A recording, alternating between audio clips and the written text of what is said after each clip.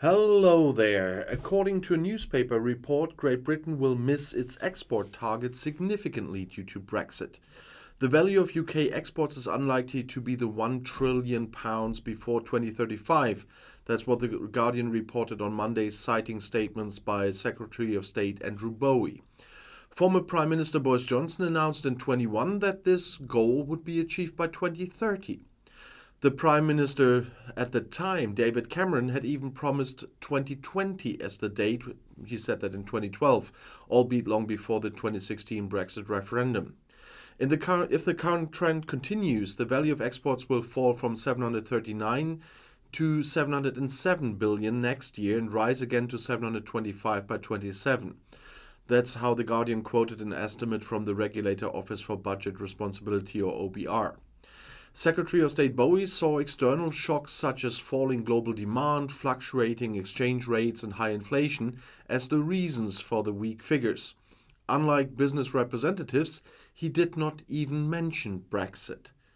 According to the Federation of Small Businesses, 1 in 8 exporters has temporarily or permanently stopped selling to the EU because of Brexit, and another tenth are considering doing so. As of January 2021, the UK is no longer a member of the EU Customs Union and Single Market. Leaving the EU would allow Britain to conclude its own trade deals, which would be significantly more advantageous. That's what Brexit supporters had claimed. So far, however, this has not been successful. The severe losses in foreign trade with the EU are not nearly made up for by the treaties that have been renegotiated so far, for example with Australia or New Zealand. The hoped-for trade agreement with the United States is a long way off. Reality is ruthlessly making room for itself in Britain this winter. Dealers, small business owners, farmers, innkeepers, but also scientists and artists have spoken out with bitter complaints. Border checks and trade barriers to the EU are forcing more and more British exporters and importers to give up, and businesses collapse. Sales markets are disappearing. Hotels and coffee houses are just as difficult to find staff as hospitals and nursing homes in the country. Researchers lack the means, and musicians are finding it difficult to come to the rest of Europe. Tourists will soon have to pay to set foot on continental soil. Fingerprints will be taken when they jump across the channel at the border with the EU from autumn. And it's not even 7 years since the Brexiteers promised voters a golden age and an era of national renewal. After the British exit from the EU, things will be valid again in the world, assured Boris Johnson, one of the chief Brexiteers at the time. Johnson vowed in the 2016 referendum that the national healthcare system would become stronger, school classes would be smaller, and taxes lower. And when he went to the elections as Prime Minister in 2019, vowing to finally get Brexit done, he saw massive investments of international capital into the UK economy and in the morning sunshine.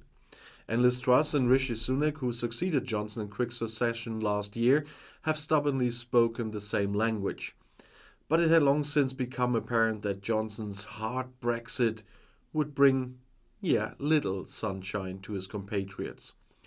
The polls now show that Brexit was the wrong decision for 6 out of 10 Britons. More and more voters who voted to leave the EU in 2016 are now apparently coming to the same conclusion. 57% of Brits are already pleading for a re-application from with their former partners, while only 43% want to stay out. Almost 80% of those under the age of 24 demand a return to the EU. Which is not surprising, because financial experts, business associations, and even neutral officers have long since spoken out loud about the damage that has been caused by the brutal decoupling from the EU in the last 2 years. Great Britain is the only G7 country that was unable to return to the pre-COVID strength of its economy in the previous year.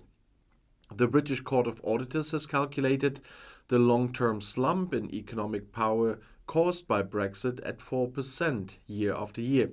They also concluded that Brexit has had a significant negative effect on British trade.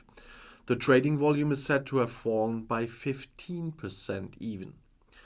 And the Bank of England is no longer holding back its criticism either. Governor Andrew Bailey said the exit from the EU was to blame for a long-term decline in productivity of more than 3% in Britain.